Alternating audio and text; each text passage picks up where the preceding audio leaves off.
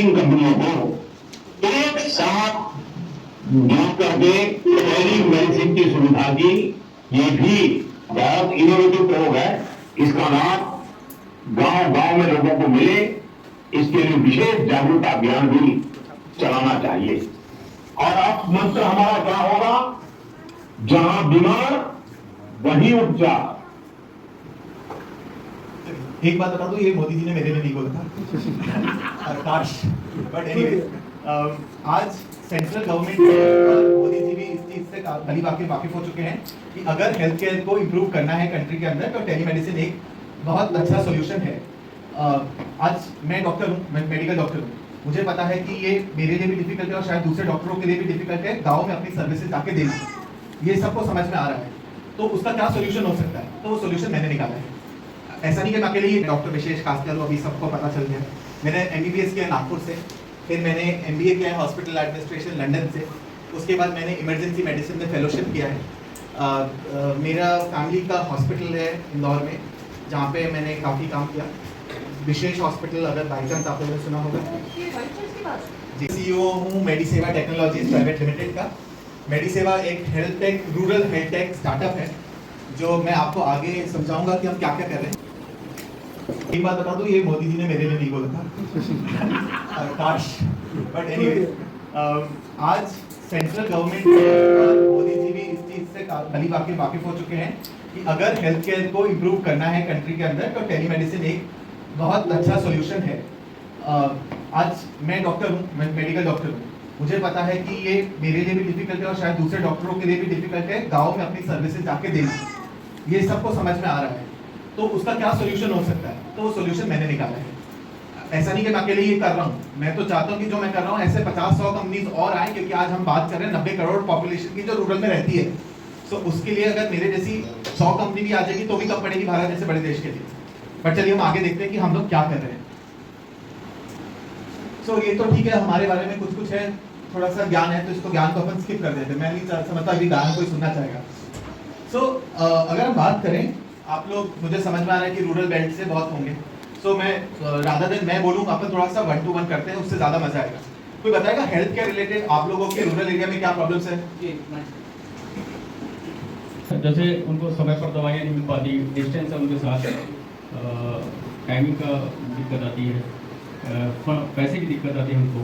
जो दवाइयाँ डॉक्टर से लिखी जाती हैं वो दवाइयाँ वो खरीदने की क्षमता भी कई बार नहीं होते हैं। तो ऐसी बहुत सारी समस्याएं आती हैं जिसके कारण वो नहीं पहुंच पाते हैं। और गवर्नमेंट पर क्या है कि जो गवर्नमेंट सर्विसेज है उनके साथ क्या है कि उनकी सेवाएं लेते तो हैं वो, लेकिन उससे वो संतुष्ट नहीं होता कई बार, मतलब उनकी सर्विसेज जो है वो उतनी अच्छी नहीं। मैं 2007 से मोबाइल मेडिकल यूनिट चलाई हमने दीनदयाल चले अस्पताल, आपके खंडवा में, खालवा, हकनार में चलाई हमने, आपके बुरहानपुर, होशंगाबाद में हमने चलाई, केशला। इस तरह 7 जिलों में हमने यहाँ चलाई। आपकी यूपी में मुख्यमंत्री महामारी से चल अस्पताल चलाई, आपकी वहाँ पे छत्तीसगढ़ में भी चलाई। तो इसमें ऐसी बहुत सारी सेवाएं हैं, सर्विसेज हैं जिसको जो उनके तक उनके हिसाब से नहीं पहुँच पाती।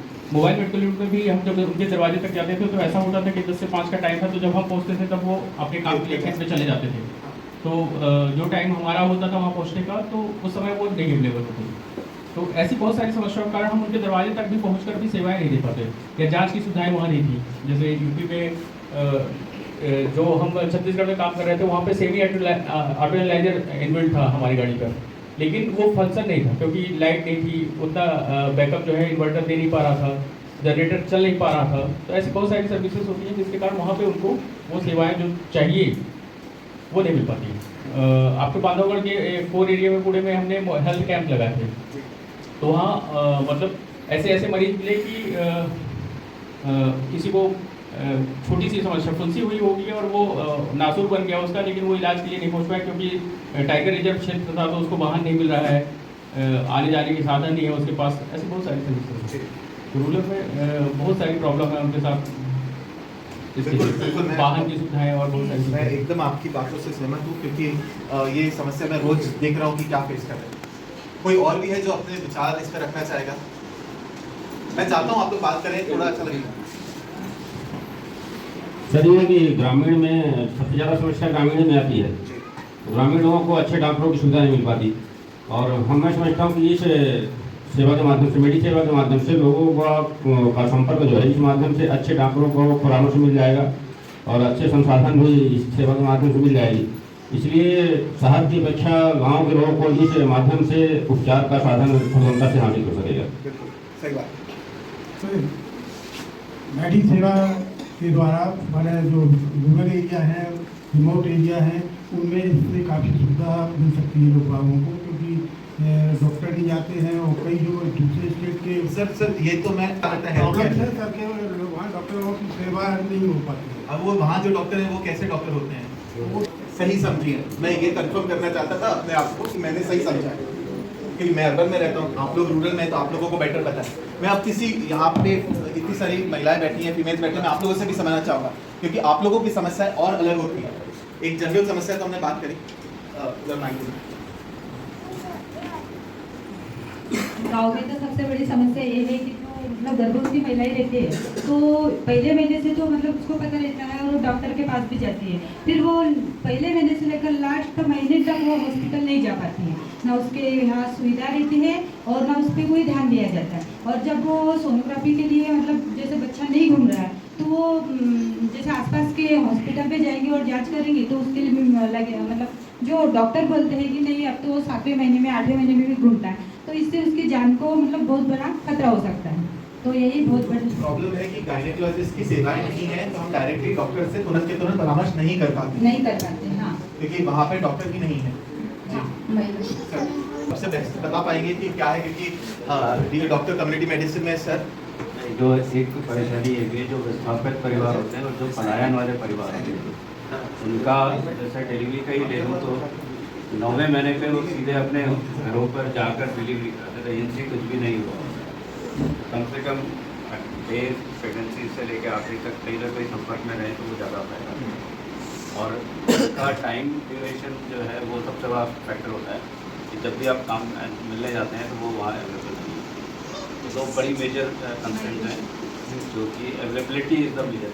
हाँ, मतलब जो बेसिकली आशा वर्कर होती हैं या ANM वहाँ पे है, आंगनवाड़ी जो महिलाएं हैं। टीकाकरण की सूची 11 की बनती है, लगते 4 जी एग्जैक्टली। जी अगर बीमारी की बात करें तो कई लोगों को एक्सेप्टेंस ही नहीं है, वहाँ पर रियलाइजेशन ही नहीं कि बीमारी है भी। और एडिक्शन की बात करें तो बच्चों को बहुत सारे एडिक्शन होते हैं, तो जो पेरेंट्स खुद ही कर रहे हैं तो बच्चों को कैसे मना कर सकते हैं। तो ये अपने आप में बहुत बड़ी बीमारी है कि एक्सेप्टेंस नाम की चीज़ ही नहीं है बहुत सारे लोगों में। तो इसका मतलब हमको वहाँ पे अवेयरनेस सेशंस और करने चाहिए।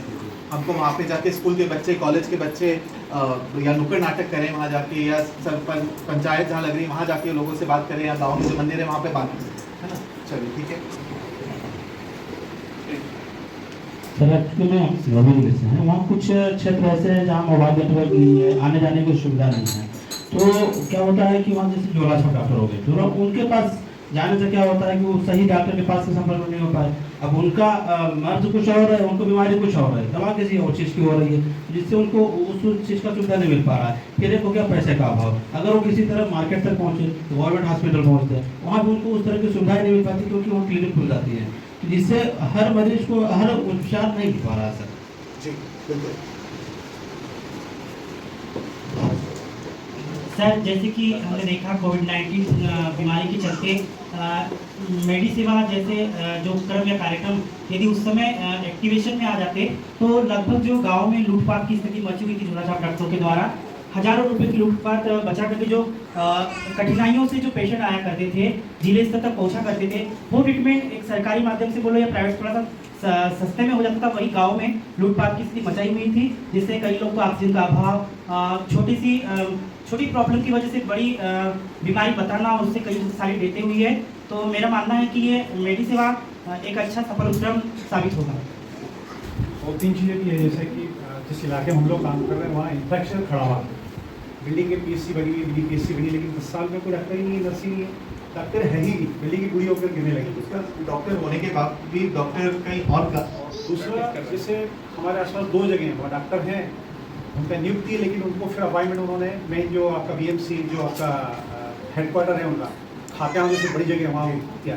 एक तो ये बड़ा प्रॉब्लम। दूसरी एक जो देख रहे हैं ट्रेंड की खात्याओं के बड़े इलाके में लगभग 3 से 4 हज़ार महिलाओं की बच्चेदानी निकाली ऑपरेशन, तो दवाएं निकाली गई। देखिए वो तंत्र भी आया कि वो उन्होंने BAMS कहीं BHS कहीं किया इंदौर में, किसी नर्सिंग होम में 4 साल नौकरी की, उनको आइडिया समझ में आया, इन्होंने वहाँ एक छोटा बिल्डिंग लेके डॉक्टर हायर करके और उन्होंने अपना अस्पताल बनाया। लोगों को मोटिवेट करते हैं, आपका कोई प्रॉब्लम है तो आपका 18,000 का पैकेज है, 25,000 का पैकेज, आपका पेट का ऑपरेशन हो जाएगा। पेन है महिला को, वो ये समझ नहीं पा रही कि उसमें दर्द क्यों है, तो ये रानी निकाल दी उसमें बाहर कर दी। एक इलाका ये पूरा अब ये बड़ा गाँव में चल रहा है, बहुत बुरी तरह से चल रहा है। दूसरा डॉक्टर से ब्रांडिंग, ये हमारे इलाके में हरदा बड़ा रिच इलाका है, वहाँ डॉक्टर की ब्रांडिंग होगी कि भाई आपके न्यूरोलॉजिस्ट भोपाल इंदौर में बड़े डॉक्टर है, पूरी एक तरह से अपनी ब्रांडिंग में एक ही जगह सब जाएंगे। इस पूरी खोज में अच्छा डॉक्टर कौन है वो नहीं पता, वो लोगों को पता ही नहीं। तो ये 4-5 बड़ी मुश्किलें हैं। सर इसमें बस मैं भी थोड़ा सा इसमें बोलना चाहूँगा, क्योंकि मंडला ज़िले में भी हम लोगों ने काफ़ी समय से काम किया है मर्दों के साथ। तो एक ऑब्जर्वेशन ये रहा कि सर जो इम्पोर्टेंट चीज़ मुझे लगती है कि एक तो व्यक्तिगत तौर पे भी हम देखें परिवारों में तो अवेयरनेस की कमी है अपने आप में, बीमारी को लेके खास करके कि भाई बीमारी होती कहाँ से शुरू है, उन कंटेनों में कोई ध्यान नहीं है। दूसरा फाइनेंशियल और अप्रोच की भी प्रॉब्लम है उनके साथ में, बिल्कुल सही बात है। अगर मैं मवई की बात करूँ या हमारे मंडला जिले के सभी ब्लॉक जहाँ जितने भी आदरणीय बैठे सब जा चुके हैं और विजिट कर चुके हैं सब, तो ये सब चीज़ें हैं सर। दूसरा सबसे बड़ा जो इशू की डिस्ट्रिक्ट लेवल की मैं बात करती हूँ, डिस्ट्रिक्ट लेवल में भी अगर इस तरह की सुविधाओं को हम जब देखते हैं डॉक्टर किस तरह पे कि ब्लॉक से लेके अगर कोई इमरजेंसी उनने वहाँ पर रेफर किया, डिस्ट्रिक्ट लेवल में भी 1 घंटे के अंदर जो है उनको जबलपुर रेफर कर दिया। तो आखिर किस तरह से ये प्रॉब्लम सॉल्व हो पाएगी? हम तो बहुत अवेयर को लेके तो मेरे को लगता है बहुत सारी संस्थाओं ने एकदम काम किया है, बहुत सारा सब कुछ है, पर जिस तरह से अभी सर ने एनजीओ पाठशाला के माध्यम से ये जानकारी दी, अभी चूँकि क्लिंटन हेल्थ के माध्यम से, चाय के माध्यम से बहुत सारे काम हुए हैं अभी रूरल क्षेत्र में, लेकिन फिर भी आज हेल्थ को लेके तो प्रॉब्लम है। तो हो सकता है इसमें कुछ और सोल्यूशन। मेरा भी एक निवेदन है, कुछ बोलना चाहता हूँ।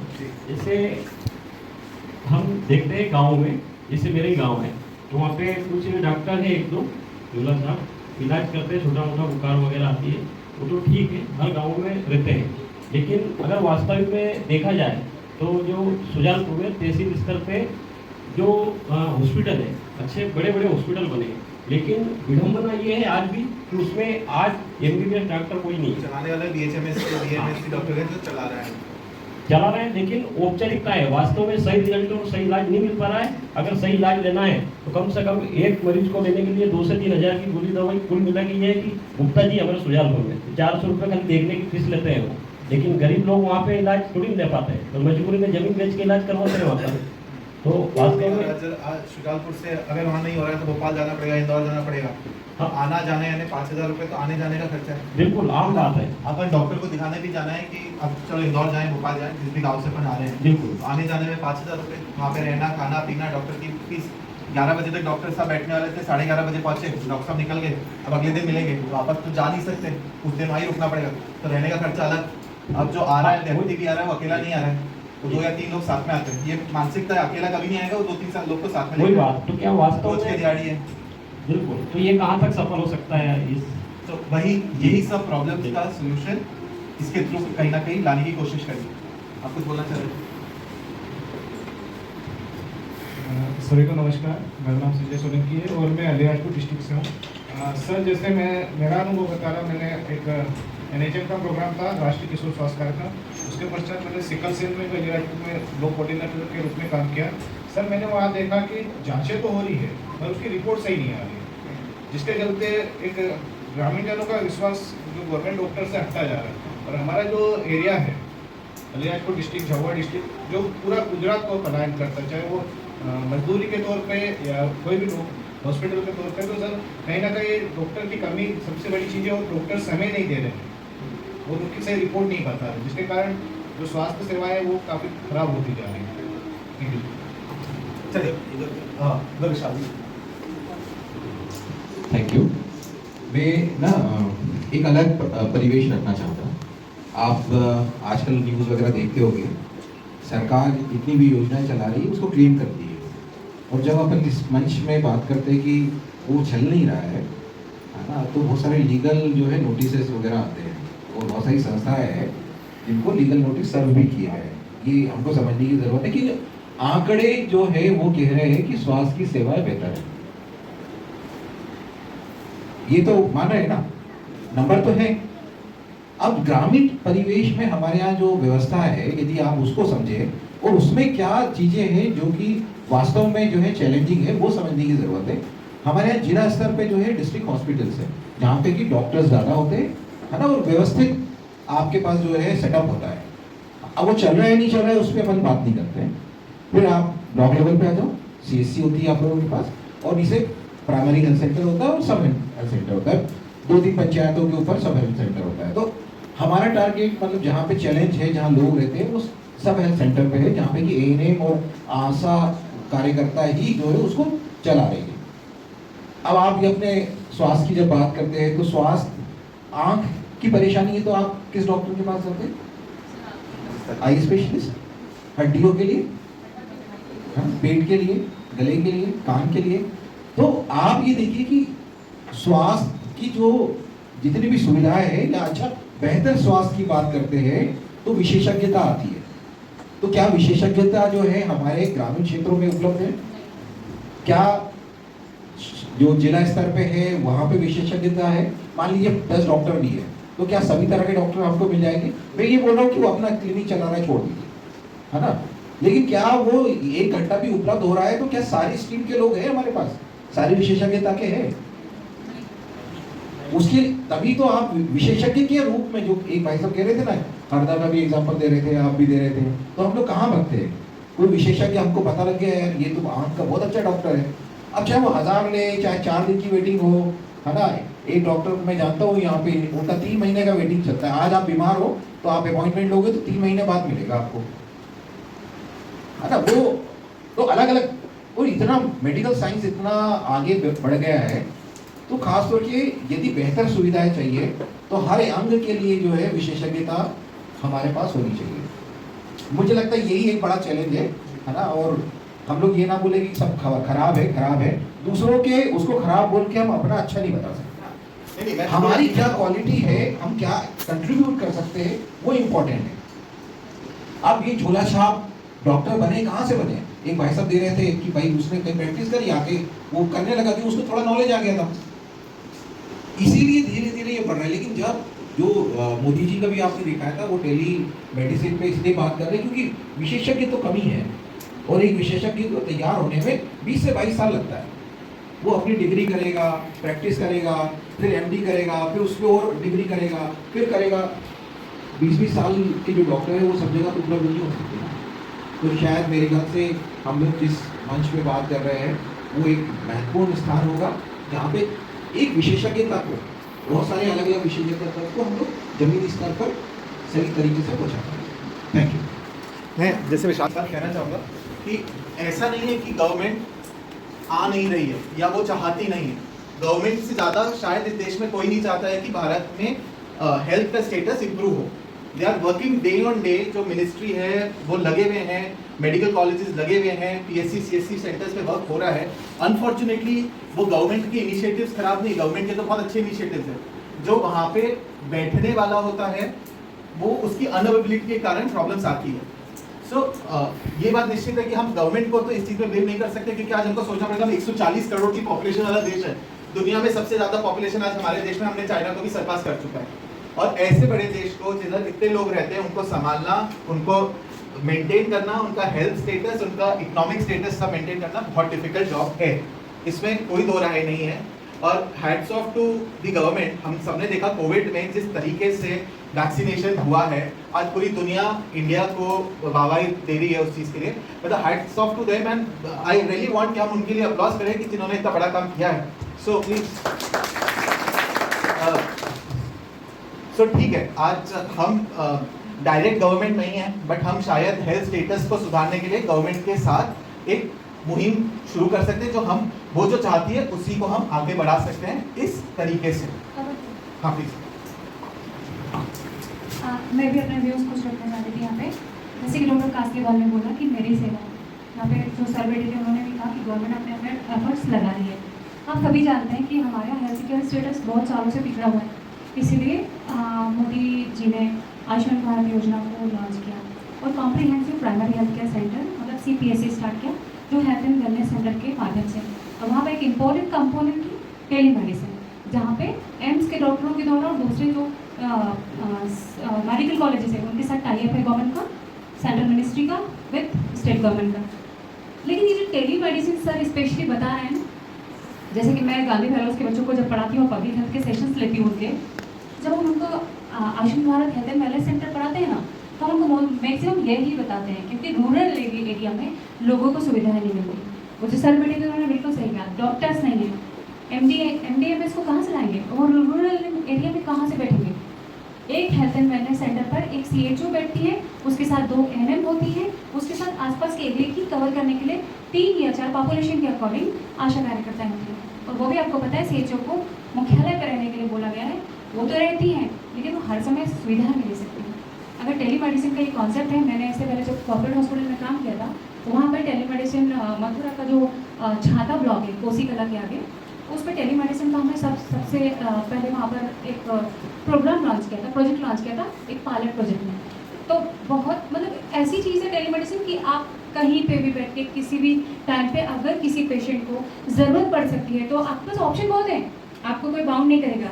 आप कहीं पे भी जाइए, आप गवर्नमेंट में जाइए, आप प्राइवेट में जाइए, आपके ऊपर है। लेकिन अगर सही समय पे आपको सस्ते दरों पर अगर कोई आपको सुविधा उसी वक्त दे रहा है तो आई होप कि डॉक्टर कासलीवाल ऐसी सुविधाएं भी मुहैया करवाएंगे कि आधी रात को इमरजेंसी में भी अगर किसी को ज़रूरत पड़े तो डॉक्टर अवेलेबल हो, तभी आपकी टेलीमेडिसिन सफल होगी। क्योंकि इमरजेंसी में ही लोगों को सर्विसेज नहीं मिल पाती और वो प्राइवेट हॉस्पिटल में जाते हैं। एक भाई साहब ने कहा सिंगरौली एस्पिरेशनल डिस्ट्रिक्ट है, आकांक्षी जिला जिनमें हम लोग काम करते हैं। सिंगरौली में NTPC के 2 हॉस्पिटल हैं, कॉर्पोरेट हॉस्पिटल हैं। अभी वहाँ पे क्या हो रहा है, CMHO को जितना फंड मिलता है वो बिल्कुल यूटिलाइज नहीं करते। हम कई बार विजिट किए हैं, CMHO से कई बार लाइजिंग में कुछ नहीं होता वहाँ पे NHM के रेसों का।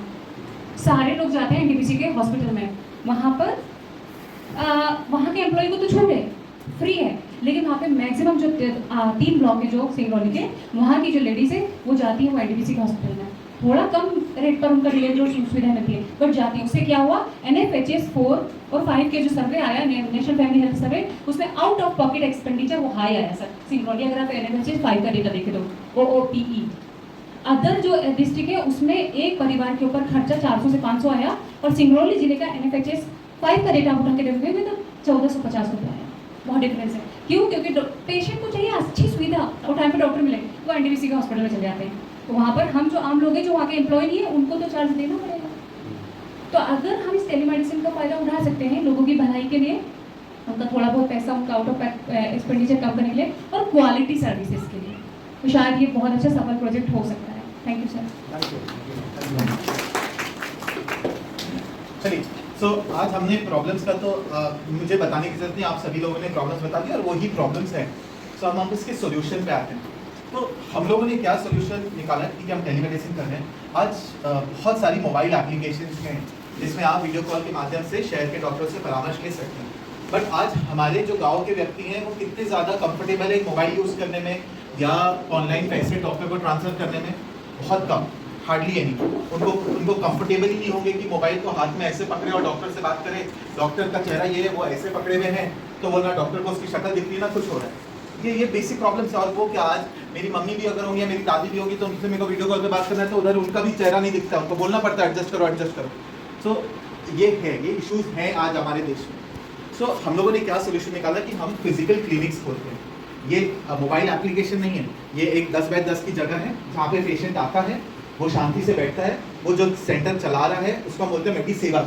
उसका काम होता है कि वो उसका ब्लड प्रेशर ले, उसका टेम्परेचर ले, उसका पल्स ले। ये लेने के बाद उसका रजिस्ट्रेशन करता है कंप्यूटर में और तुरंत के तुरंत उसका कनेक्शन हो जाता है डॉक्टर से वीडियो कॉल के माध्यम से। तो इससे हम जो प्रॉब्लम्स बात कर रहे थे उसका एक सोल्यूशन मिलता है। सो बेसिकली हम एक फिजिकल क्लिनिक्स की स्थापना कर रहे हैं, फिजिकल प्लस डिजिटल। तो जो अर्बन पेशेंट्स और अर्बन डॉक्टर्स और रूरल पेशेंट है उनके बीच में हम एक ब्रिज बना रहे हैं। तो हमारा एक वही सोल्यूशन है। आज हम मध्य प्रदेश की बात करते हैं। मध्य प्रदेश आज मैं भारत की बात नहीं कर रहा हूँ, तो करीबन 7 करोड़ से ज़्यादा मध्य प्रदेश की पॉपुलेशन है, जिसमें रूरल पॉपुलेशन की बात करें तो करीबन 5 करोड़ की। ये भी है 2011 का डेटा। आज ये डेटा में काफ़ी ज़्यादा वृद्धि हुई होगी। आज हम लोग 52 डिस्ट्रिक्ट है हमारे मध्य प्रदेश में। तो 52 डिस्ट्रिक्ट्स के अंदर अगर 5 करोड़ 25 लाख का पॉपुलेशन है, तो हम लोग एक ये मान लें कि हर डिस्ट्रिक्ट में 1 करोड़ से ज्यादा का रूरल पॉपुलेशन है।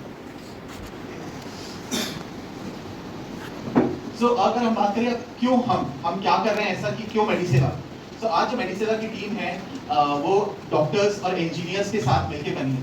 तो हम लोग टेक्नोलॉजिकली भी काफ़ी ज़्यादा सावी हैं और बीइंग डॉक्टर्स ने ये बनाया है, डॉक्टर्स की सोच से आगे बढ़ा है। तो आज वो माइंडसेट समझ में आता है हमको पेशेंट का कि पेशेंट क्या चाहता है। हम लोगों ने जो एक मॉडल बनाया वो उबर मॉडल है। आज जैसे समस्या हो रही थी कि पेशेंट को डॉक्टर नहीं मिल रहा है, इनके लिए पानी का दो। तो हमने एक उबर मॉडल बनाया है। उबर मॉडल क्या होता है, आज हम लोगों ने आपने देखा होगा, अगर आप ओला उबर का नाम सुना है सबने, है ना। उसमें क्या होता है कि हमको टैक्सी बुलानी है तो हम एप्लीकेशन में जाते हैं, बटन दबाते हैं, तो नजदीक में जो भी टैक्सी होती है वो बटन ले लेता है, वो इंफॉर्मेशन ले लेता है, तुरंत के तुरंत आपकी जगह आ जाता है। उसी तरीके से हमने भी यहाँ पे ये उबर मॉडल डेवलप किया है। मैं इसके बारे में आगे और जानकारी दूंगा क्या होता है। अब एक हमारा एक बार हम मोहित एक आगे की साइड पे जाके फिर वापस आए और एक पेशेंट वाला था, पेशेंट नीचे कहता कि पेशेंट के साथ क्या होता है। सो आज एक पेशेंट जब एक मेडिसेवा केंद्र पे आता है तो वहाँ पे जैसे मैंने बोला एक मेडिसेवा बैठा है जिसने उसका रजिस्ट्रेशन किया, उसका वाइटल्स ले लिया। उसको लेने के बाद पेशेंट के पास ऑप्शन रहता है कि उसको एक एमबीबीएस डॉक्टर से कंसल्टेशन लेना है कि स्पेशलिस्ट डॉक्टर से लेना है। हमारे यहाँ पे पेशेंट्स को नहीं पता होता है कि अगर मुझे पेट में दर्द है तो मुझे कौन से डॉक्टर के पास जाना है। अगर कोई फीमेल पेशेंट है उसके पेट में दर्द है तो उसको ये नहीं पता है कि उसको किडनी के डॉक्टर के पास जाना है, गायनेकोलॉजिस्ट के पास जाना है, कि सर्जन के पास जाना है, कि लिवर वाले के पास जाना है या किडनी वाले के पास, क्योंकि पेट में दर्द तो किसी भी समस्या के कारण हो सकता है। तो इसी के लिए हमारे पास एक कंसेप्ट है जूनियर डॉक्टर का। तो ये जूनियर डॉक्टर क्या है, जो मेरे हेड ऑफिस से बैठते हैं, ये होते हैं homeopathy doctor, Ayurvedic doctor, physiotherapist. इनका काम पेशेंट को कंसल्टेशन देने का नहीं है, इनका काम पेशेंट से पूरा डिटेल में हिस्ट्री लेने का है। पूरा वो लोग डिटेल में समझते कब हुआ, क्या हुआ, कैसे हुआ, क्यों नहीं हुआ, क्या क्या हुआ, क्या नहीं हुआ। ये सब समझने के बाद सिंस वो लोग हेल्थ केयर से बिलोंग करते हैं तो उनको समझ में आता है कि पेशेंट को कौन सी ब्रांच में भेजना है, कौन से डॉक्टर से कंसल्टेशन दिलाना है। तो अब ये जो 2 स्टेप प्रोसेस की बात कर रहा हूँ मैं यहाँ पे, ये 2 स्टेप प्रोसेस वही है कि जब पेशेंट ये जूनियर डॉक्टर पेशेंट से बात करता है, फिर वापस ये उबर मॉडल के तहत अगर पेशेंट को लगता है गायनेकोलॉजिस्ट की जरूरत है तो वहाँ पे वो डॉक्टर गायनेकोलॉजिस्ट बटन दबा देती है और जितने गायनेकोलॉजिस्ट है नेटवर्क में उनके सबके पास एक नोटिफिकेशन जाता है, जो फ्री होता है वो तुरंत पेशेंट देते हैं। अगर आज पेशेंट आता है तो बोलता है कि एमबीबीएस डॉक्टर को दिखाना, क्योंकि एमबीबीएस डॉक्टर का हम लेते हैं 100 रुपए, एक स्पेशलिस्ट डॉक्टर का लेते हैं 300 रुपए और सुपर स्पेशलिटी डॉक्टर का लेते हैं 500 रुपए। अब एमबीबीएस डॉक्टर हम सबको पता है कि एक मेन एमबीबीएस ये डॉक्टर है जो फिजिशियन जिनको बोलते हैं। तो वहाँ पे तुरंत पेशेंट आएगा, बोला एमबीबीएस डॉक्टर, वहाँ बटन दबाया, सारे एमबीबीएस डॉक्टर्स जितने हैं उन सबके पास नोटिफिकेशन जाता है, जो फ्री होता है तुरंत पेशेंट देख लेता है। तो इससे पेशेंट को रुकना नहीं पड़ता है, उसका समय नहीं जाता है कि अभी मेरे को 2 घंटे बाद डॉक्टर मिलेंगे, अपॉइंटमेंट आया है, फिर मैं वेट करता हूँ यहाँ पे और तब मैं देखा पाऊंगा, ऐसा नहीं होता। स्पेशलिस्ट का मैंने आपको समझाया कि किस तरीके से वर्क करता है। सो अब यहाँ पे वीडियो कॉल पे अब डॉक्टर से बात होती है, उसका इनवॉइसिंग होता है, वहाँ पे उसको एक बिल दिया जाता है कि आपका इतना खर्चा हुआ, आपका प्रिस्क्रिप्शन जो बना के डॉक्टर देता है उसका प्रिंट आउट तुरंत के तुरंत मिल जाता है। अब हर तीसरे दिन मेडिसेवा की टीम से पेशेंट के पास कॉल जाता है ये पूछने के लिए कि पेशेंट ने दवाई खाई कि नहीं खाई। जो डॉक्टर ने इन्वेस्टिगेशन बोले थे आपने कराया क्या, आपको कोई दवाई खाने का कोई साइड इफेक्ट तो नहीं हुआ, आपको और मेडिसेवा की तरफ से कोई जरूरत है क्या। आज हम लोग का ये मानना है कि हमको मेडिसेवा की टीम को उन पेशेंट का फैमिली डॉक्टर बनना है। आज हम लोग अर्बन में रहते हैं, हम हमारे कोई ना कोई जान पहचान के डॉक्टर होते तो हम तुरंत फोन करके पूछते थे कि डॉक्टर साहब मेरे को क्या ये हो रहा है, क्या करना है बता दीजिए, अरे तू ये दवाई खा ले या इस डॉक्टर को दिखा दिया, जो भी। तो हम वही सिचुएशन बनाना चाहते हैं कि जब वो गाँव का मरीज आता है तो इतना परेशान होता है, पहली तबीयत खराब है उससे परेशानी, पैसा नहीं है उसकी परेशानी, किसी को जानते नहीं उसकी परेशानी। तो ये सारा चीजों का हम सोल्यूशन देना चाहते हैं कॉम्प्रिहेंसिवली कि भाई आपको ये कुछ भी होगा तो हमें आप चिंता मत कीजिए। तो अब ठीक है, स्वागत है। ठीक है, यहाँ तक समझ में आया कि किस तरह से मॉडल वर्क कर रहा है, क्या होता है पेशेंट के साथ, पेशेंट जब आता है मेडिसेवा केंद्र में तो क्या होता है, समझ में आ रहा है। ठीक है, तो आज अब मैं बात करता हूँ गो टू मार्केट स्ट्रैटेजी की। हम आते हैं बिजनेस, आज हम जिसके लिए हम सब यहाँ पे बैठे हैं कि हम ये मेडिसेवा के साथ हम किस तरह से बिजनेस कर सकते हैं, कैसी आय में बढ़ोतरी कर सकते हैं, कैसे लोगों का फायदा कर सकते हैं। सो अब हम गो टू मार्केट स्ट्रैटेजी की बात करें तो ये हम लोग फ्रेंचाइजी मॉडल में वर्क करते हैं। अब फ्रेंचाइजी मॉडल में डायरेक्ट फ्रेंचाइजी हो सकती है, एक सुपर फ्रेंचाइजी हो सकती है, एक चैनल पार्टनर हो सकता है, 3 भाग में डिवाइड किया। तो तो मैं पहले शुरू करता हूँ चैनल पार्टनर। चैनल पार्टनर क्या हुआ कि वो डायरेक्ट कंपनी का एक पार्टनर है।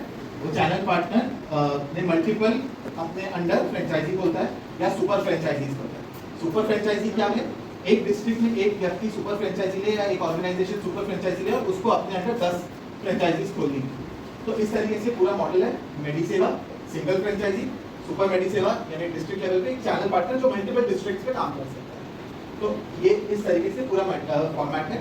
अब इसके अंदर जितनी भी हेल्थ केयर की ब्रांचेस होती है, हेल्थ केयर रिलेटेड कुछ भी इश्यूज होते हैं तो वो मेडिसेवा पर्सनली हैंडल करता है, क्योंकि आप लोगों के पास वो एक्सपर्टीज नहीं है हेल्थ रिलेटेड जो मेरे पास है, जो मेडिसेवा की टीम के पास है। तो और हम वापस ये वही बात कर रहे हैं कि हम लोगों के लिए हेल्थ की उनके जो एक बहुत इंपॉर्टेंट इशू उसका डिस्कशन कर रहे हैं। तो इसके लिए मैं उसमें किसी को भी इंटरवीन करने नहीं देता कि वो जो भी हेल्थ रिलेटेड होगा वो मैं ही हैंडल करूँगा, क्योंकि वो मैं कर सकता हूँ, मैं सही तरीके से उनका परामर्श दे सकता हूँ। अगर हम बात करें कि क्या क्या बेनिफिट्स हो सकते हैं, so enhance access to health care. So इसमें आप अपनी जो सर्विसेज है वो हेल्थ केयर में बढ़ा सकते हैं, मेडिकल कंसल्टेशन बड़ी कन्वीनियंटली लोगों के पहुंचा सकते हैं, इंक्रीज रीच एंड इम्पैक्ट। आप अपना इम्पैक्ट एक सोसाइटी में छोड़ सकते हैं कि हम लोग हेल्थ केयर के लिए कुछ काम कर रहे हैं। जो अनडिजर्व्ड कम्युनिटीज है, अनसर्व्ड कम्युनिटीज है जिनकी आप बात कर रहे हैं रूरल या ट्राइबल बेल्ट में, तो उनके लिए हम उनको एम्पावर कर रहे हैं हेल्थ केयर फैसिलिटी देके। हम लोग टेक्नोलॉजी का इस्तेमाल करके हम आगे बहुत ज़्यादा बढ़ सकते हैं। आप सब जानते हैं कि अब साइंस एंड टेक्नोलॉजी का ही ज़माना है, इसी से आगे आप ग्रो कर सकते हैं। तो ये टेक्नोलॉजी के माध्यम से हम लोगों को हेल्थ के इश्यूज से निवारण दिला सकते हैं। अब एक्सपर्ट मेडिकल ओपिनियन, तो यहाँ पे अब हम जो झोला छाप डॉक्टर की बात कर रहे थे या कोवैक्स जिनको बोलते हैं उनकी बात कर रहे थे, हम उनको इस सिस्टम से हटाकर एक प्रोफेशनल जो पढ़ा लिखा डॉक्टर है उससे हम कंसल्टेशन दिला रहे हैं। तो हम एक्सपर्ट मेडिकल ओपिनियन उन पेशेंट्स को दिला रहे हैं। वो एमबीबीएस के तौर पे हो सकता है, वो स्पेशलिस्ट के तौर पे हो सकता है, वो सुपर स्पेशलिस्ट के तौर पे हो सकता है। अब कम्युनिटी हेल्थ प्रमोशन, हम लोग काफ़ी सारे आप और मैं मिलके हेल्थ अवेयरनेस कैंप्स करें। हम आप लोग ऑलरेडी कर रहे हैं, मैं जानता हूँ आप लोग बहुत ज़्यादा कर रहे हैं। हम साथ में मैं भी जुड़ जाऊँ, हम लोग गाँव जाके स्कूल कॉलेज जाके अवेयरनेस कराएं। आज टेलीमेडिसिन एक नई चीज़ है, हमने काफ़ी यहाँ पे डिस्कशन किया। अभी लोगों को भी इस बारे में समझना ज़रूरी है कि कैसे होगा, क्या होगा। आज एक माइंडसेट बनाना है कि डॉक्टर ने छुआ नहीं तो मेरा इलाज क्या हुआ, है ना। आज एक मैं बात बताना चाहूँगा, मतलब मैं नेगेटिव नहीं बोल रहा हूँ डॉक्टर्स के बारे में, ऐसा कुछ, मैं खुद डॉक्टर हूँ, बट वो ज़माना गया कि आप पल्स देख के बता सकते हो कि आपको बीमारी क्या है। कोई भी डॉक्टर नहीं बता सकता।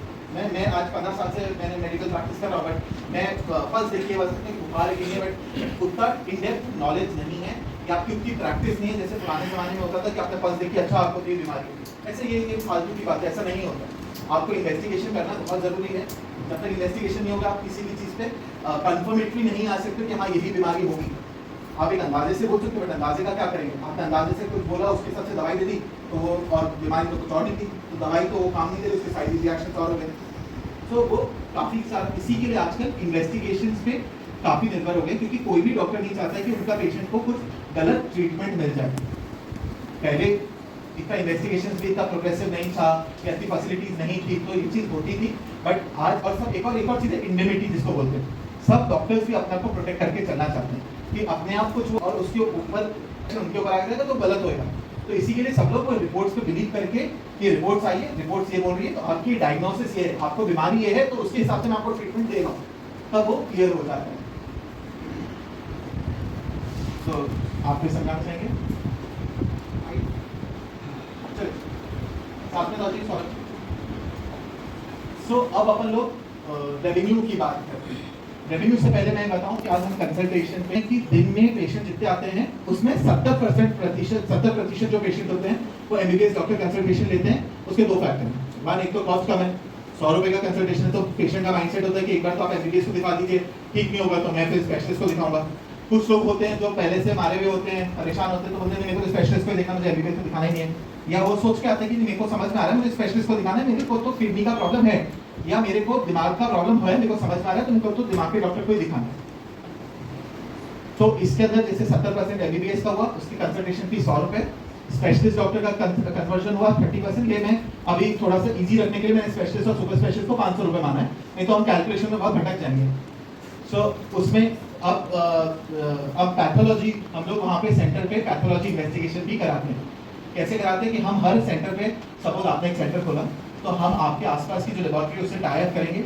आपके सेंटर पे जब पेशेंट को डॉक्टर बोलता है कि कुछ इन्वेस्टिगेशन करना है तो पैथोलॉजी वाला बंदा वहाँ पे तुरंत आएगा, पेशेंट का सैंपल लेके जाएगा और उसकी रिपोर्ट जनरेट करके जाएगा। तो अब ये पैथोलॉजी का जो टिकट साइज होता है, हम पैथोलॉजी पे भी रेवेन्यू शेयरिंग पे करते हैं। हमने पैथोलॉजी वाले के साथ एक डिस्काउंटिंग रेट पे बात कर चुका है, और जो पेशेंट को रेट्स हम दे रहे हैं, जो कोट होता है वो शहर की रेट से कम है। तो आज पेशेंट को वो भी बेनिफिट मिला।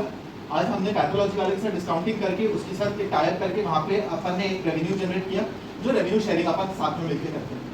तो अब इसमें हम ये बोल रहे हैं कि एवरेज टिकट साइज जो होती है पैथोलॉजी इन्वेस्टिगेशन का, कि कितना खर्चा आता है, तो 500 रुपए तक का जनरली आता है उसमें। और हम ये बोल रहे हैं टोटल पेशेंट में 30% ऐसे होते हैं जिनका कन्वर्जन होता है पैथोलॉजी में, कि सपोज दिन में 100 पेशेंट आ गए हैं तो 30% पेशेंट होगी जो अपन से पैथोलॉजी लेना चाहेंगे, डिमांड करते हैं कि आप ही करा दीजिए था। अब रेडियोलॉजी कन्वर्जन की बात है। अब सिटी स्कैन, एमआरआई, ये सब भी लिखे जाते हैं। ऑब्वियसली ये वहाँ पे तो नहीं हो सकता, इतना तो हमारे सेंटर नहीं है कि हम सिटी स्कैन एमआरआई मशीन वहाँ लगा पाए। तो हम उस केस में या हॉस्पिटलाइजेशन अगर करना होता है तो हम उसको शहर भेजते हैं। आज अगर सही समय पे टेलीमेडिसिन से अगर आपका कंसल्टेशन हो गया, या आपको पहले दिन जब आपको तकलीफ शुरू हुई थी आपको एक परामर्श मिल गया, तो आपकी नौबत ही नहीं आएगी कि आपको भर्ती होना पड़ेगा। आज सर जैसे आप बात किए थे कि प्रोलॉन्ग करने की टेंडेंसी है लोगों में, गाँव वाले लोगों में। पहले अगर पेट में दर्द हुआ तो वो अजवाइन खाएंगे, 2-3 दिन तक अजवाइन खाएंगे, नहीं हुआ तो पास के बबूती वाले के पास जाएंगे, उन्होंने बबूती दे दिया, झाड़ फूक कर दिया, उससे नहीं हुआ फिर झोला साहब के पास जाएंगे, उसने लाल पीली हरी नीली गोली दे दी। ये लाल पीली हरी नीली गोली सिर्फ स्टेरॉइड्स होता है। आज एलोपैथी में जो मैं प्रैक्टिस करता हूँ, तो हम लोगों को सिखाया जाता है कि steroids should be the last abort of treatment. माने कि अगर कोई ट्रीटमेंट काम नहीं कर रहा है तो आपको स्टेरॉइड देना है। पर यहाँ पे क्या होता है ना कि steroid become the first line of treatment. वो पहले दिन ही आपको स्टेरॉइड दे देते हैं। आप सब लोग जो गाँव में रहे हैं या देखा है तो लाल पीली हरी नीली गोलियों से आप लोग वाकिफ होंगे, पुड़िया मिलती है कि नहीं है, सुना है इस बारे में, है ना। सो अब अपन ने ऐसी सिचुएशन रहती है कि हॉस्पिटलाइजेशन में जाने की नौबत ही नहीं आ रही है, क्योंकि हॉस्पिटलाइजेशन में तो तब आओगे ना जब आपकी इतनी तकलीफ बढ़ चुकी है, कुछ हो ही नहीं रहा। जब जो इलाज आपका गोली खाने से हो सकता था वो नहीं हो रहा है, आपको इंजेक्टेबल देना पड़ रहा है, तब आपको हॉस्पिटल जाना पड़ रहा है। तो अपन वो गोली के इसीलिए हॉस्पिटलाइजेशन में कन्वर्जन कम होता है। हम ये चाहते हैं कि कन्वर्जन कम हो हॉस्पिटलाइजेशन। फिर अब सर्जरी करना है या दूसरे प्रोसीजर करना है तो हॉस्पिटल तो जाना पड़ेगा। उसमें ऐसा नहीं कि एकदम ही जीरो हो जाएगा, हॉस्पिटल कोई जाएगा ही नहीं या जाना ही नहीं पड़ेगा, ऐसा नहीं हो सकता। ठीक है, हम आगे बढ़ते हैं। तो अब हम एक फ्रेंचाइजी पे पहले बात करते हैं। एक कोई सिंगल फ्रेंचाइजी अगर लेता है तो उसके लिए रेवेन्यू मॉडल क्या है, किस तरीके से उसकी कमाई होती है। सो अगर एक एमबीबीएस डॉक्टर पे मैंने बोला था 100 रुपए अपन पेशेंट से ले रहे हैं, तो उसमें 15 रुपए आपकी कमाई होगी। जो भी फ्रेंचाइजी ले रहा है उसको 15 रुपए मिलेगा एक एमबीबीएस डॉक्टर की कंसल्टेशन पे। स्पेशलिस्ट डॉक्टर का कंसल्टेशन जो 500 रुपए में हो रहा है उसमें 60 रुपए मिलेगा। पैथोलॉजी जो मैंने बोला 500 रुपए का टिकट साइज है, उसमें 18% यानी करीबन 100 रुपए उसमें आपको मिलेगा। रेडियोलॉजी अगर मैं 5000 रुपए का बोल रहा हूँ कि सिटी स्कैन हमारे 5000 रुपए में हो रहा है एवरेज, तो उसका 12% यानी 600 रुपए मिलेगा। अगर हॉस्पिटलाइजेशन की नौबत आती है, एक मैं एवरेज मानो कि 25,000 रुपए हॉस्पिटलाइजेशन में एक बार में खर्चा आता है, तो उसमें 6% करीबन 1500 रुपए एक रेवेन्यू जनरेट होगा, कमीशन बोल सकते हैं उसमें। अब अगर हम बात करते हैं कि दिन के 10 पेशेंट आ रहे हैं, सिर्फ 10। आज गाँव में देखा होगा आपने, थोड़ा सा डॉक्टरों के पास 100, 200 की ओपीडी होती है। दिन में वो लोग 100 पेशेंट 200 पेशेंट तक देख लेते हैं। मैं उतनी बात ही नहीं कर रहा हूँ। मैं स्टार्ट करने के लिए बोल रहा हूँ कि दिन में से 10 पेशेंट भी अगर आते हैं तो एमबीबीएस महीने में आप एमबीबीएस डॉक्टर की कंसल्टेशन से 2730 रुपए कमा सकते हैं 15 रुपए के हिसाब से। स्पेशलिस्ट डॉक्टर के हिसाब से आप 4680, ये सब ऐसे 7000, 7800, 1500, तो महीने का 23,700 रुपए तक आप कमा सकते हैं। ये बड़ा डाउन फिगर पे है, क्योंकि हो सकता है पैथोलॉजी जो मैं बोल रहा हूँ कि 30% कराएं, डॉक्टर ने सारे पेशेंट को लिखा है तो 80% पेशेंट करा लें, तो उसमें रेवेन्यू बढ़ जाएगा। कि अगर किसी को एमआरआई सिटी स्कैन में बोलो एक ही मरीज कन्वर्ट हुआ है तो यहाँ पे 5 मरीजों ने करा दिया तो उसमें रेवेन्यू बढ़ जाएगा। तो वो डिपेंड करता है कि आप किस तरीके से उस पेशेंट से बात कर रहे हो, आप लोग उसको समझा रहे हो कि जो चीज़ जरूरी है, जो चीज़ सही है। ऐसा नहीं जबरदस्ती नहीं कराना है कुछ भी, पेशेंट को समझाना पड़ेगा कि हाँ ये आपके लिए जरूरी है, तब आपका ट्रीटमेंट बेटर हो सकता है। आप आपकी खून की जांच आपको अनाज से नहीं कराना है, कहीं और से करा के लाओ, बट करा के लेके आओ तो डॉक्टर आपका सही इलाज कर पाएगा, सही दवाइयाँ आपको बता पाएगा। अब एक मॉडल है जो सुपर मेडिसेवर है, जो मैं बोल रहा था कि अगर एक कोई डिस्ट्रिक्ट में एक जना लेना चाहे और उसके नीचे वो 10 सेंटर खोले, तो अब वो एक बड़ा फ्रूटफुल मॉडल है। कैसे फ्रूटफुल मॉडल है? सपोज मैं एक एग्जांपल लेता हूँ। सर आपकी क्या आपके एनजीओ चला रहे हैं, इससे जुड़े हैं, क्या नाम है, अभी सुपर मेडिसेवर बनती है। सो ये अपने अंडर 10 फ्रेंचाइजीज खोलेंगे।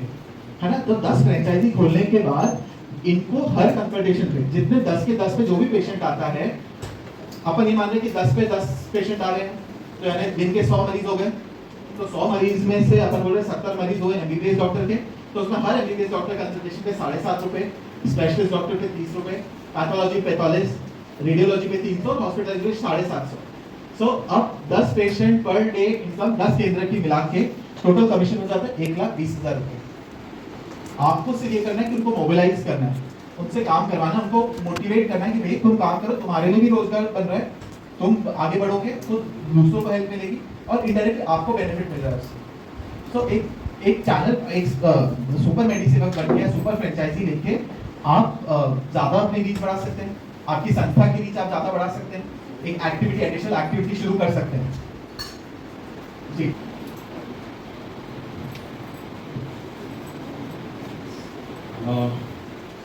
जैसे अभी डॉक्टर साहब ने बताया आप लोगों को कि ये रेवेन्यू जनरेटिंग मॉडल बताया आप लोगों को।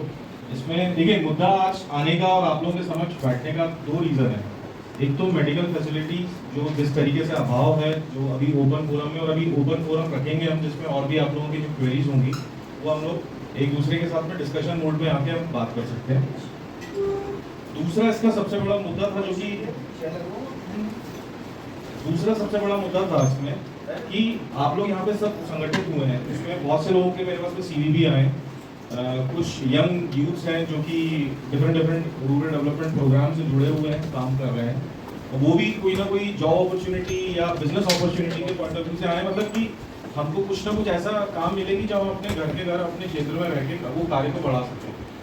तो आज का उद्देश्य यही है कि कैसे हम स्वरोजगार को प्रेरित करें, है ना, कैसे आगे बढ़ाएं, प्लस हमसे जुड़ने के साथ में आपको आपके देखिए नोबल कॉज सब कर रहे हैं, but at the end of the day आपके अपने भी खर्चे हैं, सबके अपने अपने खर्चे हैं।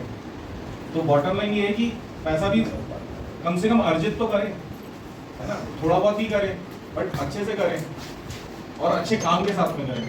तो ये मॉडल को लेके आने का और आप लोगों के समक्ष प्रस्तुत करने का रीज़न ये था कि इसमें हम लोग 2 अपॉर्चुनिटी दे रहे हैं। इसमें हम अपने मेडिकल फैसिलिटी को तो हम प्रमोट कर ही रहे हैं, उसके साथ में कैसे यूथ्स को और आप जैसी संस्थाओं को जोड़ के, जिनके जो लोग इतने सालों से रूरल एरिया में काम कर रहे हैं, ग्रामीण क्षेत्र में डिफरेंट सब्जेक्ट्स पे काम कर रहे हैं, और कहीं ना कहीं उस कम्युनिटी के साथ जुड़ के काम कर रहे हैं जिसमें हम लोगों का भी फोकस है। देखिए आज टेलीमेडिसिन को लेके बहुत सारी कंपनियां आज की डेट में काम कर रही हैं हिंदुस्तान में, बट उन लोगों का स्कोप और हम लोगों के स्कोप में 2 मेजर एक डिफरेंस ये आ रहा है कि वो सारी की सारी संस्थाएं जो भी काम कर रही हैं वो इतनी कॉन्फिडेंट है कि वो अर्बन एरियाज जैसे भोपाल है, इंदौर है, बड़े शहर हैं, उसके सबअर्बन एरियाज हैं, जो लो लाइन एरियाज हैं, स्लम्स एरियाज हैं, इधर तक ही उनकी रीच हो रही है, रूरल में नहीं जा पा रहे हैं। और हम लोग का ध्येय और उद्देश्य सीधा है कि सेवा भाव के साथ में एम्प्लॉयमेंट जनरेट करना, और इसलिए हमारी जो कंपनी है स्पेसिफिकली हम लोग एक ऐसी मात्र कंपनी है जो कि रूरल को फोकस कर रहे हैं। हमको शहर में नहीं जाना है, शहर में 10 हॉस्पिटल हैं, आपकी चूनाभट्टी से लगा हुआ बंसल हॉस्पिटल है, तो शहर के लोग तो जितना भी कुछ बोलेंगे आपको उनके लिए डॉक्टर की एक्सेसिबिलिटी बहुत ईजी है, बट एक रूरल एरिया में रहने वाले, ग्रामीण क्षेत्र में रहने वाले उस ग्रामीण की यथास्थिति देखिए कि उसके लिए कितने डिफिकल्ट टास्क है। तो मेन उद्देश्य आप लोगों के समक्ष आने का यही था। इसमें जैसे डॉक्टर साहब ने 3 मॉडल आप लोगों को समझाए हैं। एक हमारे पास में 3 ऑप्शंस हैं, एक फ्रेंचाइजी मॉडल है, दूसरा सुपर फ्रेंचाइजी मॉडल है, जैसे अपन एफएमसीजी में बात करते हैं ना, रिटेलर, डिस्ट्रीब्यूटर, है ना, वो CNF। तो यही ऑप्शन डॉक्टर साहब ने इस कंटेक्स्ट में डिक्शनरी कि आपको स्वरोजगार की अगर ऑप्शंस है तो आप हमसे एज ए फ्रेंचाइजी के तौर पे भी जुड़ सकते हैं। आप अगर एक ऑर्गेनाइजेशन के बैनर के अंडर में आ रहे हैं, जैसे आप अपनी खुद की NGO चला रहे हैं, तो अगर उस मार्फत अगर आप हमसे जुड़ना चाहते हैं तो आप जैसे सपोज कीजिए सीहोर है, भोपाल है, रीवा है, सतना है, छतरपुर है, टीकमगढ़ है ना, या अलीराजपुर हो गया, धार हो गया, झाबुआ हो गया, जिस भी डिस्ट्रिक्ट में रह रहे हैं उसमें एज एन ऑर्गेनाइजेशन भी आप हमसे जुड़ सकते हैं एज एन सुपर मेडी सेवक या सुपर फ्रेंचाइजी के तौर पे, जिसमें आप अपनी डिस्ट्रिक्ट को ही आप अपने नीचे डेवलप करिए। आपके साथ में बहुत सारे यंग युवा लड़के लड़कियां भी काम कर रहे होंगे प्रोजेक्ट्स पे, जो आपके साथ में जुड़े हैं, आप लोगों को मालूम है कि किसको क्या ज़रूरत है, तो ऐसे लोगों को अपने साथ जोड़ें इस मुहिम में, क्योंकि वो जब ग्रो करेंगे उनके साथ में आप लोग भी ग्रो करोगे और 4 रुपये उनको भी फायदा होगा, उनको जब फायदा होगा तो आदमी का विश्वास बढ़ेगा तभी आप आगे बढ़ सकते हो, और हम सब मिलके जिस उद्देश्य के लिए आए हैं वो उद्देश्य में हम लोग सक्सेसफुल हो सकते हैं। तो इसमें 2 ऑप्शंस दिए हैं, एक सुपर मेडी सेवक है जो हम डिस्ट्रिक्ट लेवल पे बनाएंगे, और इस मॉडल का इसमें वन टाइम, हाँ यह डिस्ट्रिक्ट या ऑर्गेनाइजेशन रहेगी। इसमें हम लोगों ने वन टाइम सब्सक्रिप्शन फीस है जो कि लाइफ टाइम सब्सक्रिप्शन फीस है जो कि 21,000 रुपये रखी है, और उसमें भी हमने ऑप्शंस डाले हैं कि आपकी फाइनेंशियल नीड के हिसाब से, अभी आपको ये चीज़ अच्छी लग रही है बट हो सकता है कि करना तो चाहता हूँ बट इसको और थोड़ा सा अगर मेरे लिए अगर सरल बना दिया जाए तो मैं जुड़ के इसके साथ में काम करना चाहता हूँ, तो इसमें हमने इंस्टॉलमेंट वाला भी एलिमेंट इसमें ऐड किया हुआ है। दूसरा फ्रेंचाइजी मॉडल में जो मैं बोल रहा हूँ, इसमें वन टाइम एसोसिएशन फीस है 11,000 रुपये, जिसमें जो ये पैसा हम आपसे ले रहे हैं इसके एवज में हम लोग आपके साथ में हम लोग एक किट देते हैं जिसमें हम ब्रांडिंग और पब्लिसिटी का मटेरियल भी आपको मुहैया कराया जाता है। इसमें एक सॉफ्टवेयर आता है, जो सॉफ्टवेयर की ट्रेनिंग होती है, वो सॉफ्टवेयर की ट्रेनिंग ऑनलाइन हमारी कोर टीम जो इंदौर में बैठी है हमारे हेड ऑफिस में, वो जो डॉक्टर्स जो पीछे हमारे जो बैकएंड में हमारे साथ में ऑपरेशंस वर्क कर रहे हैं इस सॉफ्टवेयर पे, वो आप लोगों को ऑनलाइन ट्रेनिंग देता है। इन केस आप लोगों को ऑनलाइन नहीं भी लेना हो तो आप लोग का सुस्वागत है, आप हमारे ऑफिस में आइए। एक बार हम दिल्ली चाहेंगे कि आप लोग एक बार फिजिकली हमारा ऑफिस में विजिट करिए, क्योंकि ऐसा होता है मैं आके यहाँ पे भूल के जा रहा हूँ, बट ऐसे लोग बहुत से होंगे मार्केट में जो आज की डेट में इस तरीके की खूब सारी चीज़ें गलत इंटेंशन के साथ काम कर रहे होंगे कि पैसा लूटो मार्केट से और भाग जाओ, तो वो वाला काम नहीं है। आप लोग खुद आइए, ऑफिस आइए, देखिए, मिलिए, बैठिए, समझिए, और उसके बाद में आप डिसीजन लीजिए। सेकेंडली, ये जो मैं आप लोगों से बोल रहा हूँ, इसमें जो कंपनी आपको दे रही है उसमें मेडी सेवक का हम लोग फ्रंट फेशियल देते हैं, जो आप जो 10 बाय 10 की हम बोल रहे हैं, या तो एक शॉप हो किराए की, या आपके घर में कोई जगह हो, या आप ऑलरेडी कोई अपना ऑफिस चला रहे हैं, जैसे आप लोग एनजीओज में काम कर रहे हैं, तो आपको कहीं ना कहीं एक आध एक क्वेश्चन हमको ऐसा मिल जाए, तो इसके साथ में हम लोग जो दे रहे हैं इसमें एक तो टेक्निकल सपोर्ट देते हैं हम लोग को, मार्केटिंग सपोर्ट के लिए हम लोग आप लोगों का सहयोग करते हैं और कंधे से कंधा मिला के आप लोगों के साथ में काम करते हैं। फिर इसमें सॉफ्टवेयर सब्सक्रिप्शन और ट्रेनिंग, जो मैं आपसे बोल रहा हूँ कि मेडी सेवा का एक सॉफ्टवेयर है जो कि बड़ा रोबस्ट और काफ़ी पुख्ता सॉफ्टवेयर है, तो ये चार्जेस उसके भी हैं इसमें। फिर पोस्टर, बैनर, पैम्पलेट्स, फ्लैक्स, ये हम आपको मुहैया करवाते हैं। ट्विटर हो गया, यूट्यूब हो गया, इंस्टाग्राम हो गया, तो जितने भी सोशल मीडिया प्लेटफॉर्म है उसमें आपका और हमारा भी हम प्रमोशन करते हैं अपने प्लेटफॉर्म से, जिसमें लोगों को ज़्यादा से ज़्यादा जानकारी रहेगी इस क्षेत्र में। ये संस्था भी मेडी सेवक एज एन मेडी सेवक काम कर रहे हैं वहाँ पे। फिर हम लोग कुछ बीटीएल एक्टिविटीज़ हैं, जैसे आप लोगों के आग्रह पे आप लोग जैसे बताएंगे कि सर, जैसे हम लोगों को कहीं आप लोग सजेस्ट करेंगे कहीं नुक्कड़ नाटक कर सकते हैं, तो आप वो सजेस्ट कर सकते हैं, क्योंकि आप लोकल काम कर रहे हैं वहाँ पे, तो आपसे बेहतर कोई अच्छा तो नहीं जान रहा होगा। हम इंदौर में बैठे, हमें नहीं मालूम कि आज रीवा के लास्ट माइल पे कौन सा गाँव है, उसमें क्या उसके टेम्परामेंट है, वहाँ के लोगों का क्या रहन सहन है या क्या थॉट प्रोसेस है, वो आप बताएंगे कि नुक्कड़ नाटक करना है, या हमें कोई वॉल पेंटिंग करवानी है, या हमें हेल्थ कैंप वहाँ पे ऑर्गेनाइज करना है, या हमें प्रचार प्रसार करने के लिए कोई गाड़ी घुमानी है वहाँ पे, या उसके साथ में कोई अन्य और एक्टिविटी कुछ जो करनी है, तो ये हम लोग अपनी तरफ से ऑफर करते हैं। उसके साथ में अब हमको जो मेडी सेवा सेंटर चलाने वाला जो एंटरप्रेन्योर है, जो ये एंटरप्रेन्योर है, उससे हमको क्या चाहिए, इसमें हमको एक लैपटॉप या डेस्कटॉप चाहिए रहेगा। लैपटॉप होगा तो बेस्ट पार्ट ये है कि इसमें इनबिल्ट कैमरा रहता है और स्पीकर्स रहते हैं, तो आप डायरेक्ट परामर्श करवा सकते हैं। नहीं तो आज की डेट में आपको डेस्कटॉप सेटअप भी बड़ा इकोनॉमिकल उसमें आता है, तो वेबकैम चाहिए, स्पीकर्स चाहिए, इंटरनेट फैसिलिटी चाहिए और एक प्रिंटर चाहिए अपने को। क्योंकि जब डॉक्टर देखेगा, उसको प्रिस्क्रिप्शन देगा, तो वो प्रिंटर से वो प्रिंट निकाल के वो प्रिस्क्रिप्शन ले जाके वो लोकल अपनी दुकान से वो दवाई ले सकता है मरीज अपना। और डॉक्टर इसमें एक और चीज बताता हूँ, आपने उससे बोलना भूल गया कि जो दवाई की बात हुई थी, आज ये हुआ था कि डॉक्टर ने दवाई लिखी है, अब दिल्ली का डॉक्टर है, उसको क्या पता कि इंदौर में कौन सी दवाई लिखी है ना, सब वो डॉक्टर का डिफर करता है।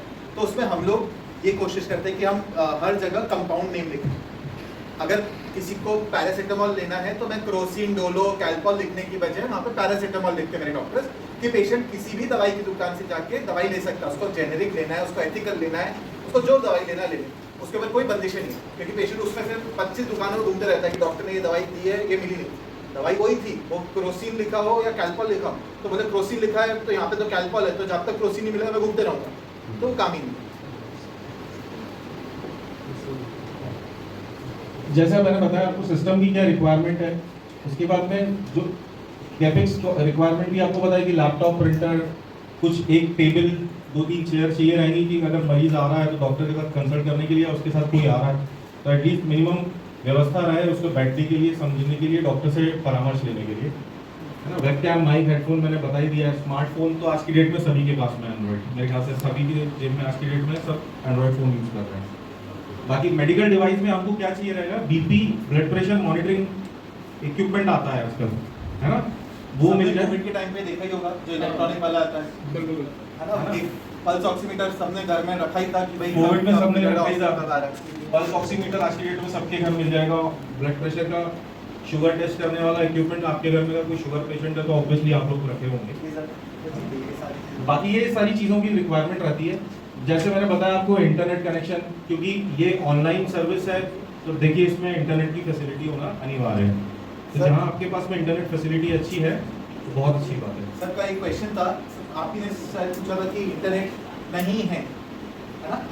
अब मैं मानता हूँ कि हम रूरल में जा रहे हैं और कई जगहों पे इंटरनेट नहीं आता है या लाइट की समस्या होती है, लाइट चली जाती है, तो ये प्रॉब्लम्स हैं, उसको हम डिनाई नहीं कर सकते। बट जब तक हम उस चीज़ के लिए हम आगे नहीं बढ़ेंगे तो ये प्रॉब्लम का सोल्यूशन भी नहीं निकलेगा।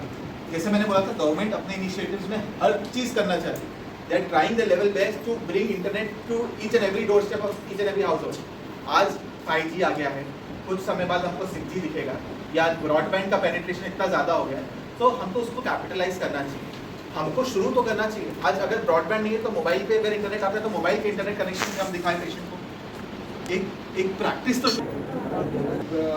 झाबुआ में है, थानला में है हमारे कुछ सेंटर, जैसा झाबुआ के में थानला के पास में कर्णावत है, वहाँ पर है सेंटर। मालवा में शायद ज़्यादा, मालवा में, देवास में है, उज्जैन में है, मालवा में ज़्यादा होना चाहिए।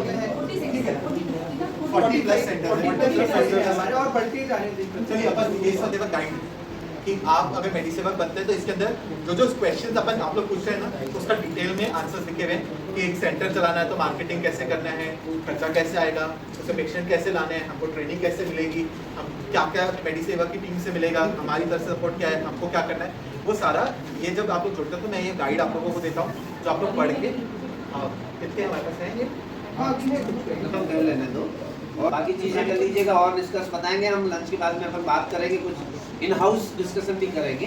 तो अभी इनको कह लेने दो, है ना, और इनके सामने एक अपना मंतव्य बता दीजिए कि विलिंगनेस है तो ठीक है, नहीं है तो फिर हम लोग आगे बात करेंगे। मेरे ख्याल में मोटा मोटी सारा डिस्कशन हो गया कि छोटा सा वीडियो एक छोटा के देखें, इसमें और क्लैरिटी आप देखते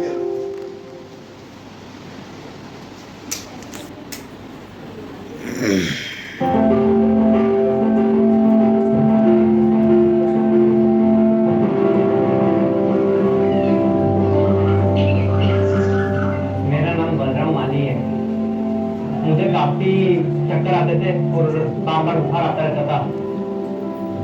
दादाजी की तबीयत खराब हुई थी तो मैं यहाँ से नजदीकी डॉक्टर के पास लेकर गया, लेकिन डॉक्टर भी नहीं बता पा रहा था कि क्या परेशान। आज जब गाँव के व्यक्ति को कोई तकलीफ होती है तो वो पास ही अपने कोई डॉक्टर के पास जाता है जो शायद इतना समय नहीं है या क्वालिफाई नहीं है उसका इलाज करने के लिए। कई बार इलाज हो जाता है और कई बार उनकी दवाइयों का कुछ गलत रिएक्शन होने के कारण तबीयत और खराब हो जाती है। कोविड के टाइम पे मैं काफी सारे पेशेंट्स को वीडियो कॉल पे कंसल्टेशन दे रहा था। उसी समय मुझे काफी सारे पेशेंट्स का कॉल गाँव से आता था और मुझे उन लोगों से बात करके रियलाइज हुआ कि वहाँ पर तो मेडिकल सर्विस बिल्कुल ही नहीं है।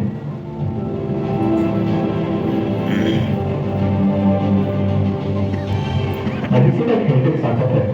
हम लोगों का एक ये उद्देश्य था कि हम गाँव में जो मरीज होते हैं उन्हें शहरी डॉक्टर से परामर्श देना है, इसलिए सेंटर्स अलग अलग गाँव में हम बना रहे हैं जिससे कि वीडियो कॉल के माध्यम से अच्छे डॉक्टर्स से जो शहर में मौजूद हैं, जो पढ़े लिखे हैं, उनसे आप काफी कम दरों में इलाज करा सकें। यदि कोई पेशेंट मेडी सेवा के सेंटर पे आता है तो डॉक्टर का और पेशेंट का वीडियो कंसल्टेशन में बात करना काफी आसान रहता है। जब भी किसी मरीज को एक विशेषज्ञ डॉक्टर की जरूरत पड़ती है तो जैसे ही अपॉइंटमेंट बुक होता है वैसे एक कॉल पहले असिस्टेंट डॉक्टर के साथ रखा जाता है मरीज का, जिसमें वो विस्तार में ये समझने की कोशिश करता है कि समस्या है क्या, और उसके बाद एक विशेषज्ञ से परामर्श किया जाता है वीडियो कॉल पे। मेडी सेवा का उद्देश्य यही है कि हम वहां पर स्वास्थ्य सुविधाएं पहुंचाएं जहां पर डाक भी नहीं पहुंचती। वार्ड में तो एक्चुअली थोड़ा सा दूर भाग रहे थे इस चीज़ से कि ना जाने आप लैपटॉप में क्या करवाओगे। प्रिय वार्ड का जो माध्यम है ये अभी भी गाँव के लोगों के लिए बहुत नया है, पर मैं इसके साथ ये भी कहना चाहूंगी कि ये धीरे धीरे बदल रहा है और हमारे साथ और भी पेशेंट्स आ रहे हैं जो वीडियो कॉल के द्वारा डॉक्टर से परामर्श ले रहे हैं। मेडी सेवा के थ्रू टेली कंसल्टेशन बहुत ही इजी है पेशेंट्स के लिए। सबसे बड़ा एडवांटेज है कि पास के ही किसी मेडी सेवा के सेंटर में जाके तुरंत अपने डॉक्टर से संपर्क में आ सकते हैं। मेडी सेवा केंद्र गाँव में होने के कारण आपको 23 से ज्यादा स्पेशलिटी के डॉक्टरों से परामर्श तुरंत के तुरंत मिल जाता है। मेडी सेवा केंद्र पर आपको आंतरिक चिकित्सा, जनरल सर्जन, स्त्री रोग, नेत्र रोग, हृदय रोग जैसी अन्य विशेष परामर्श सेवाएं भी उपलब्ध कराई जाती है। कई बार ऐसा होता है कि अरे हम बच्चे के डॉक्टर का क्या करें, हमको तो शहर जाना पड़ेगा, या मेरे पिताजी बुजुर्ग है उनका क्या करूं, तो वैसी तकलीफ नहीं है। यहाँ पर मेडी सेवा के होने के कारण गाँव के गाँव ही आपको हर पूर्व के लोगों का इलाज तुरंत के तुरंत मिल जाएगा। इससे ना उनको शहर भागने की जरूरत है और ना ही गाँव में परेशान होने की जरूरत है। मेडी सेवा पर किसी भी मरीज को वीडियो परामर्श के अलावा भी और सेवाएं जैसे पेशाब और उनकी जांचें, एम्बुलेंस सेवाएं, फार्मेसी सेवाएं, अस्पताल में भर्ती होने की सेवाएं इत्यादि भी उपलब्ध कराई जाती है। मेडी सेवा केंद्र का जो संचालक है उसे हम मेडी सेवा कहते हैं। वो गांव का ही एक व्यक्ति होता है। मेडी सेवा गांव के व्यक्तियों को रोजगार देता है। गांव के जो नौजवान हैं उनको नौकरी के लिए शहर जाने की कोई आवश्यकता नहीं है। बहुत ही कम पूंजी के साथ वो अपना एक केंद्र खोल सकते हैं। हमारी वेबसाइट है जिसपे मेडी सेवक पेशेंट्स आके रजिस्टर कर सकते हैं। हर मेडी सेवक और डॉक्टर को 2 बार ऐप चलाने की ट्रेनिंग दी जाती है ताकि वो अपना काम अच्छे से और समय पर कर पाए। मेडी सेवा की शुरुआत कोविड के दौरान एक दूसरा स्टार्टअप की तरह हुई थी, पर जैसे जैसे हम आगे बढ़ते गए वैसे ही हमने साल 2022 के दौरान अपना प्री-सीड राउंड क्लोज किया जिसमें AIC RNTU और हॉर्सेस टेबल शो ने हमें 1.5 CR की फंडिंग दी। मैं इस प्लेटफॉर्म के जरिए अपनी कम्युनिटी के और भी डॉक्टर्स से ये रिक्वेस्ट करूंगी कि वो टेलीमेडिसिन के जरिए बहुत ही डीप रूरल एरियाज में भी अपनी सर्विसेज पहुंचा के सोशल सर्विस की तरफ भी एक स्टेप जो है वो बढ़ा सकते हैं। हम लोग काफी सारी जगह में मौजूद हैं। करीबन 55 से ज्यादा हमारे क्लिनिक्स ऑलरेडी चल रहे हैं। आसाम से लेकर मध्य प्रदेश, उड़ीसा से लेकर महाराष्ट्र, झारखंड से लेकर उत्तर प्रदेश। थोड़े दिनों में हम नेपाल के अंदर भी हमारे सेंटर्स खोलने वाले हैं। इस तरीके से हमारी प्रेजेंस भारत के कोने कोने में और विदेशों में भी होने लगेगी। मेडिसेवा से संपर्क करने के लिए आप हमारी वेबसाइट medisewa.com पर जा सकते हैं या हमारे फोन नंबर 7566975666 पर कॉल कर सकते हैं। अब मेडी सेवा पर दिन के 10 से 15 मरीज आते हैं और अपना ऑनलाइन परामर्श करवाते हैं।